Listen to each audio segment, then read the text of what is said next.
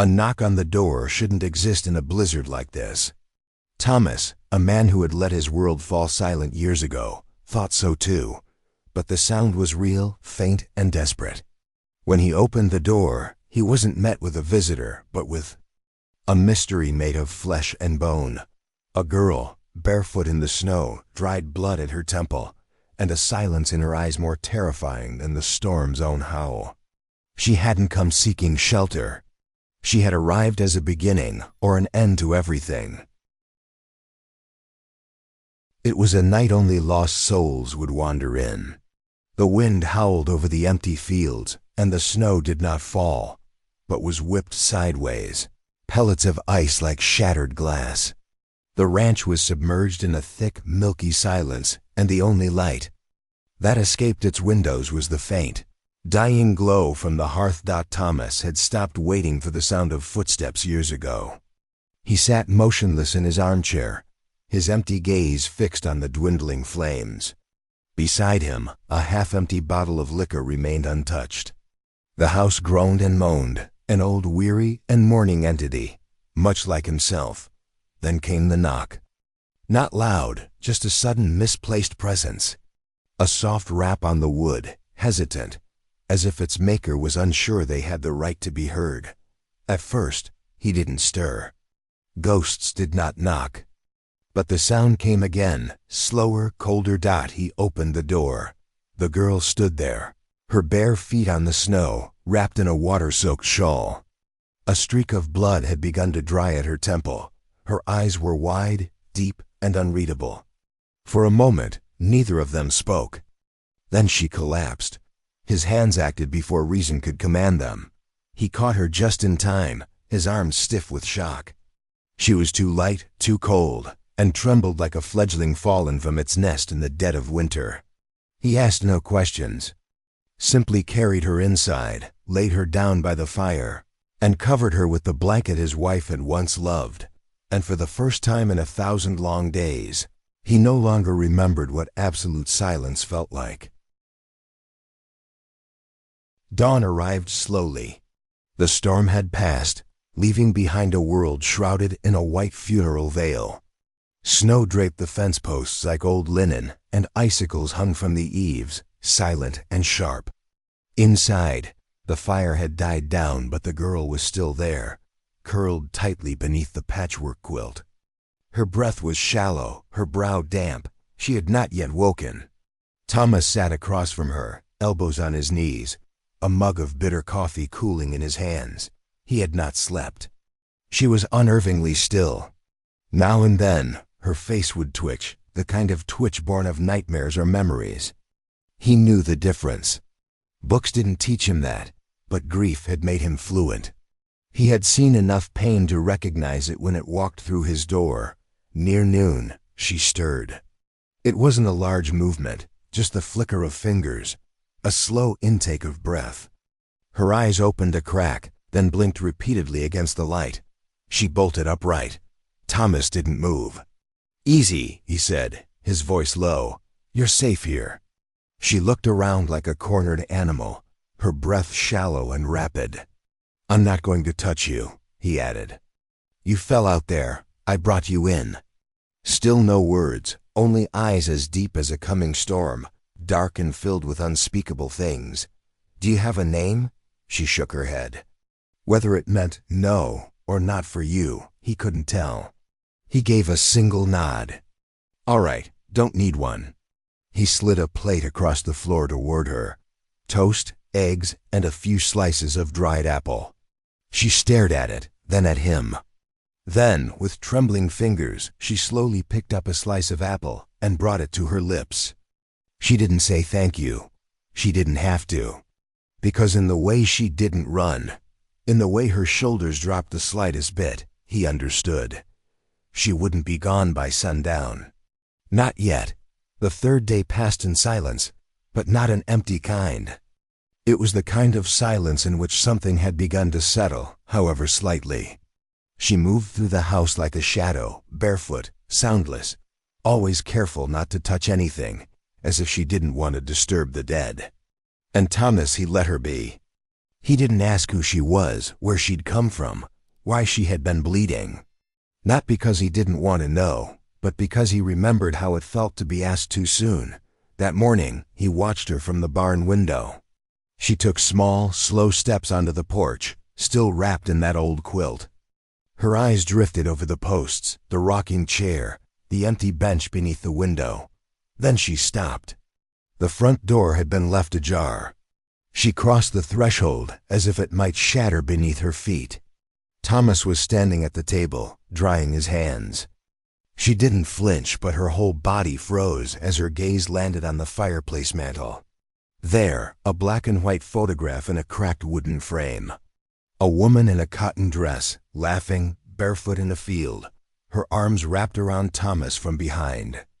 The girl's expression didn't change, but something in the air between them shifted. Thomas noticed.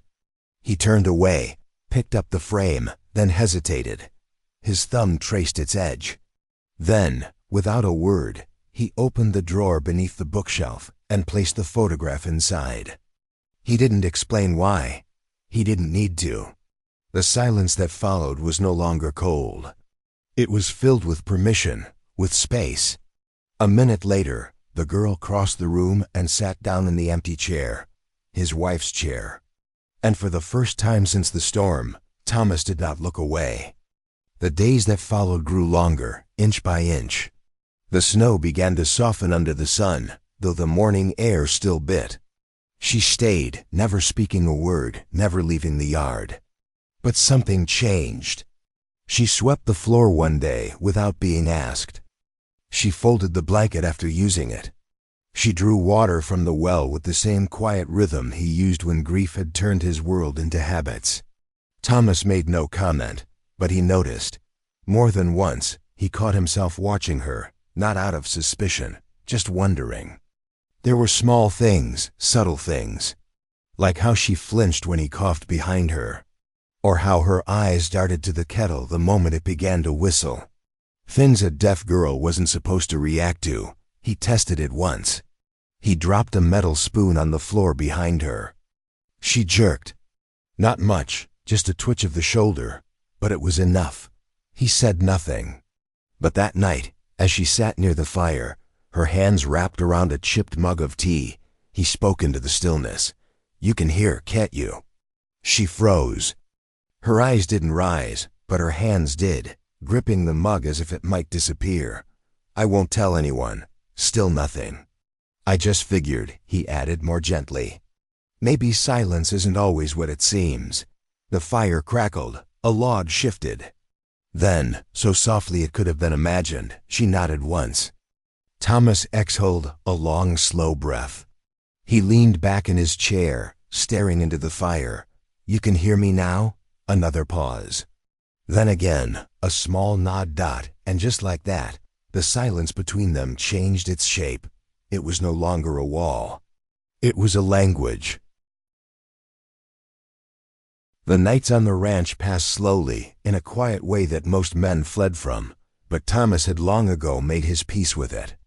Now, though, the silence had a different breath. There was another presence in the stillness, and he found himself wanting to fill it. She sat by the fire again, knees drawn up, the quilt pulled tight. Her hair, still damp from being washed, clung to her cheeks. She watched the flames in the same way he used to, as if they might answer the things no one else. Could Thomas set down 2 mugs of tea and eased into the chair across from her? Did you ever hear about the horse that walked 3 counties to come back after being sold? She didn't move, but her gaze flickered to him, listening. "It belonged to my brother. The damn fool traded it for a saddle and a bottle of liquor. 2 nights later, the horse broke out of its stable, showed up at our gate with the rope still dragging behind it." Her expression didn't change, but her hands relaxed. Thomas smiled faintly. Some animals know where they belong, even when people try to forget them. He kept talking, small, gentle stories. About this land, about the dog he once had, about the way his wife used to hum when she cooked, off-key, and always the same tune. She didn't laugh, didn't speak, but she listened. And in her listening, Something inside Thomas unraveled, a little more each night. He wasn't used to speaking without expecting anything in return. No answers, no pity, no questions. Just presence. That night, before she stood to go to room, she looked at him fully, a complete gaze for the first time. And there, in her eyes, was something fragile and impossible: trust.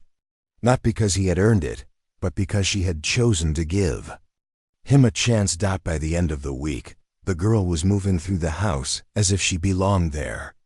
Not completely, not yet. She still avoided sudden noises, still paused in doorways, as if waiting for permission. But she was no longer just a guest passing through. That morning, she had baked bread, poorly. The dough didn't rise, and the crust could break a tooth. Thomas ate every last piece. After dinner, he pulled something from a drawer she had never seen before: a small, worn leather-bound notebook and a piece of white chalk. He flipped it open. Inside were drawings, rough sketches, symbols, letters. She tilted her head. "It was my sister's," he said. She couldn't speak much. "Ma taught her these. I've forgotten most of them." He held up 2 fingers, tapped them to his lips, then pointed to her. "Thank you." She blinked, slowly, cautiously. She mirrored the gesture. Her hand trembled, but she did it. A smile tugged at the corner of Thomas's mouth. He nodded and flipped to the next page. Hungry, cold, safe. Each night after, they practiced a little. He taught her with clumsy signs and quiet patience. She learned quickly, not because of the signs, but because for the first time, no one expected her to speak. And she began to answer, with her hands, with her eyes, with small, careful choices.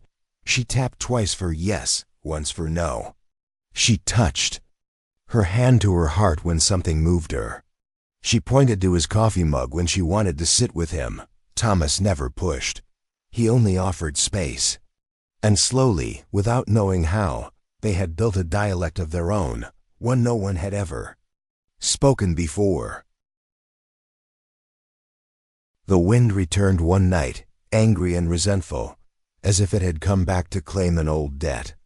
The clouds rolled in, thick as smoke, and the first crack of thunder shook the windows.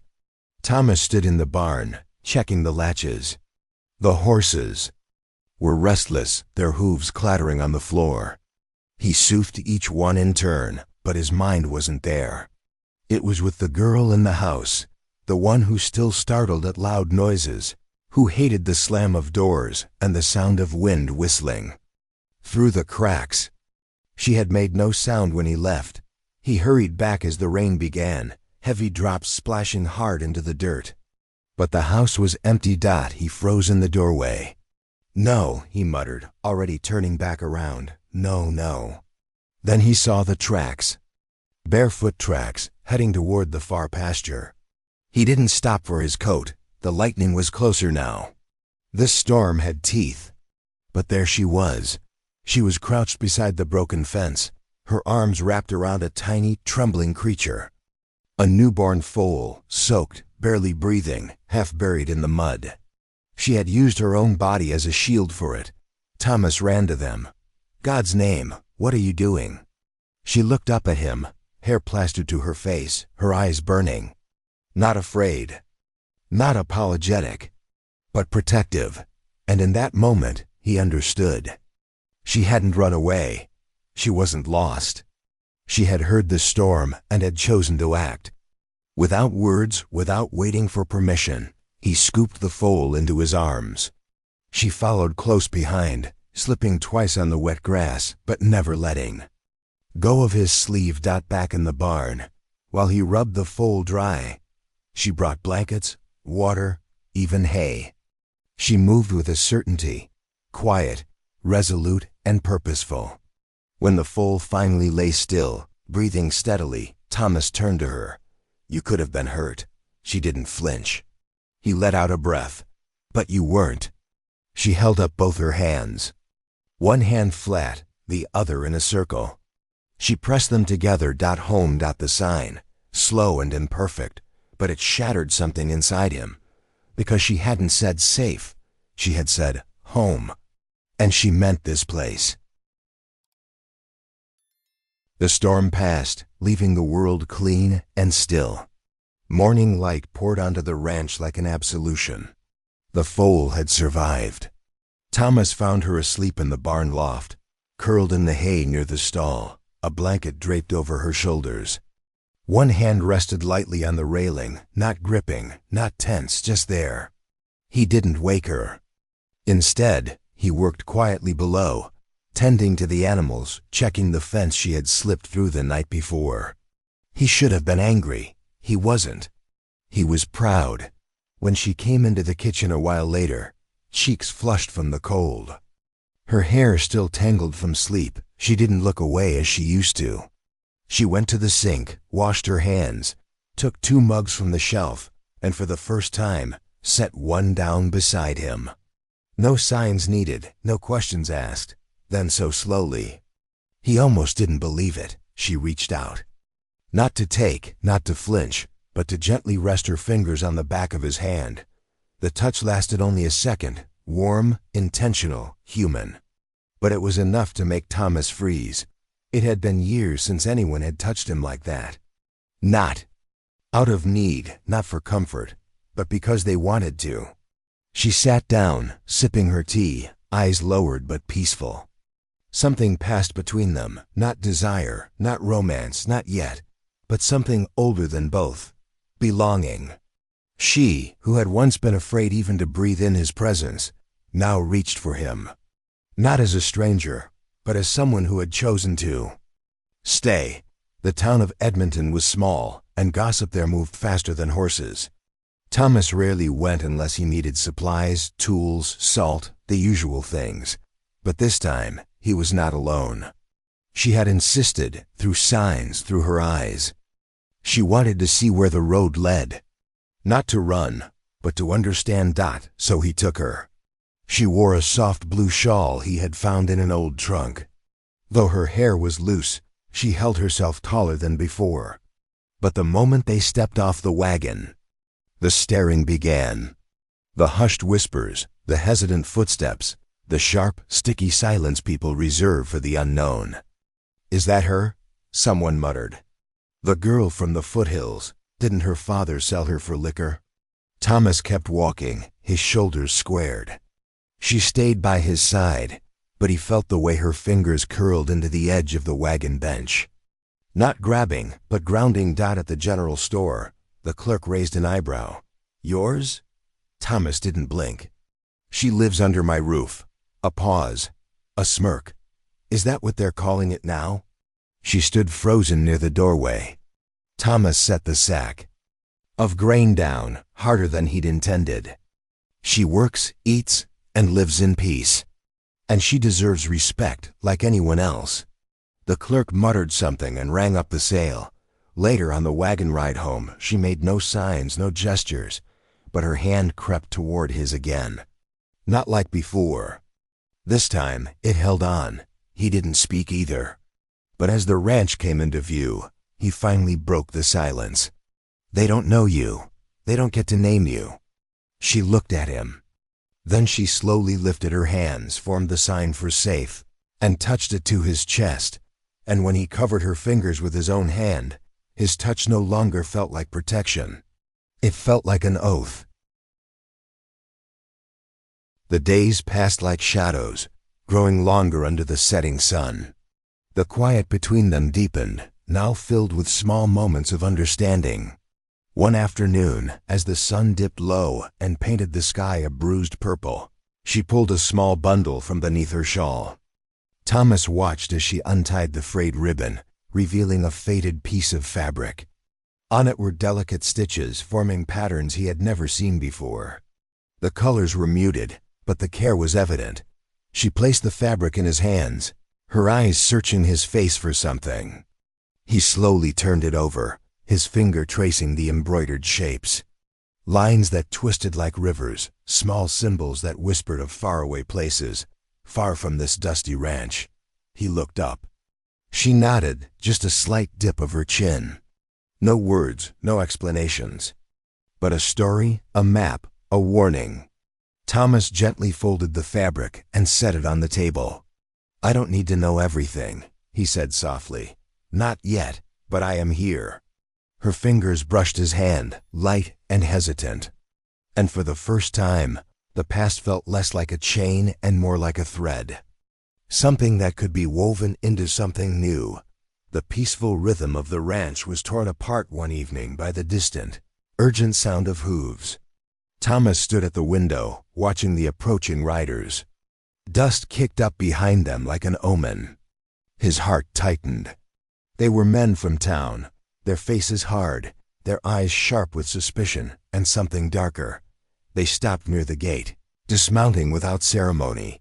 One stepped forward, his voice cold as ice. "We hear you're harboring trouble. A girl who doesn't belong here." Thomas's jaw clenched, but his voice was steady. "She belongs to this land now."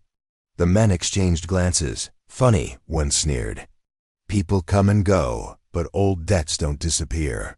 The girl stood behind Thomas, silent but watching. Her eyes flickered with something fierce, something unbroken. Thomas stepped forward to stand level with her. "No debt will touch her here, not as long as I can stop it."